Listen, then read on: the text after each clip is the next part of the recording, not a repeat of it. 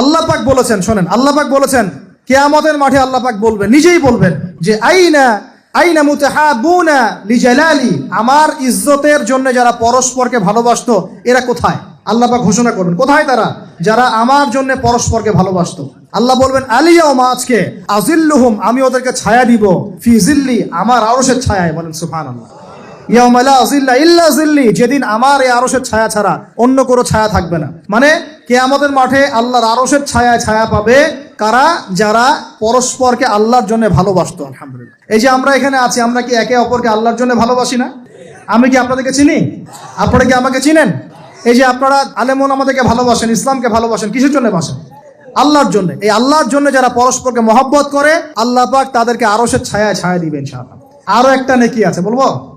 শোনেন, আরেকটা হাদিসে আসছে কিয়ামতের মাঠে স্পেশাল কিছু মিম্বর থাকবে। মিম্বর চিনেন?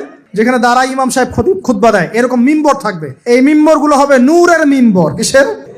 নূর মানে কি? আলো। আলো, আলো, নূরের মিম্বর থাকবে। ওই কিয়ামতের মাঠে কি আলো থাকবে? এমনিতে মাঠটা তো অন্ধকার। ওই অন্ধকার মাঠে নূরের মিম্বর আল্লাহ পাক দিবেন কাদেরকে?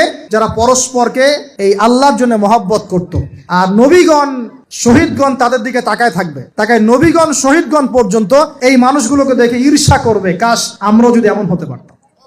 চিন্তা করেন, আল্লাহর জন্য পরস্পর মহব্বতকারীদেরকে আল্লাহ পাক এমন সম্মান দিবেন যেটা দেখে নবীগণ পর্যন্ত ঈর্ষা করতে থাকবে।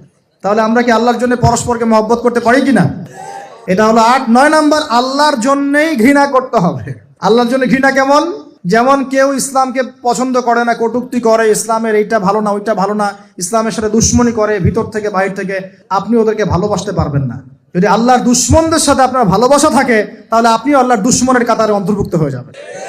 এখন বলেন দেখি, সারা বিশ্বে ইসলামের দুশ্মন কারা? বলেন। গায়রিল মাগদুবি আলাইহিম ওয়ালাদ-দাল্লিন। মাগদুব কারা, দল্লিন কারা? এটা তো অনেকেই জানে না। সাহাবীরা বলছেন, ইয়া রাসূলুল্লাহ, এখানে যে আমরা বলছি গায়রিল মাগদুবি আলাইহিম ওয়ালাদ-দাল্লিন, আল্লাহ আমাদেরকে মাগদুবদের থেকে বাঁচাও, দল্লিন থেকে বাঁচাও। মাগদুব আর দল্লিন কারা ইয়া রাসূলুল্লাহ? নবীজি বলছেন, আল মাগদুব, মাগদুব হচ্ছে হুমুল ইহুদি, ইহুদিরা হচ্ছে মাগদুব, যাদের উপর আল্লাহর গজব পড়েছে। আর দল্লিন হুমুন নাসারা, নাসারারা হচ্ছে দল্লিন, কারণ তারা আল্লাহ পাকে সন্তান সাব্যস্ত করেছে। ঈসা আলাইহিস সালামকে আল্লাহ সন্তান বলেছে। বলেন নাউজুবিল্লাহ। এখন সারা বিশ্বে এরা মুসলিমদের সাথে দুশ্মনী করছে না?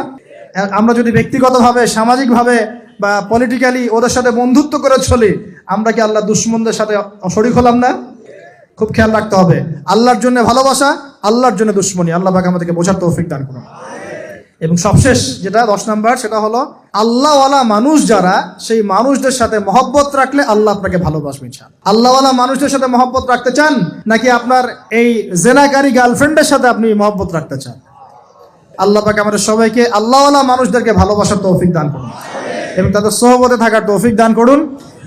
মনের ভিতর থেকে সমস্ত রকম হিংসা, বিদ্বেষ, অহংকার, রিয়া, পরশ্রীকাতরতা, এগুলোকে দূর করার তৌফিক আল্লাহ পাক দান করুন।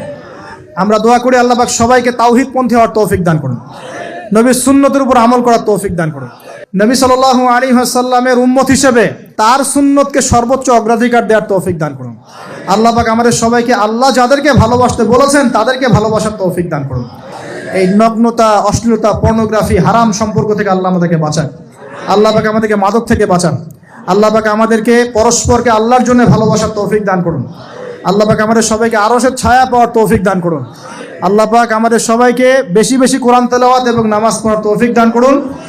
আসন্ন রমজানে আল্লাহর ইবাদত করে সমস্ত গুনাহ মাফ করিয়ে নেওয়ার তৌফিক আল্লাহ পাক দান করুন।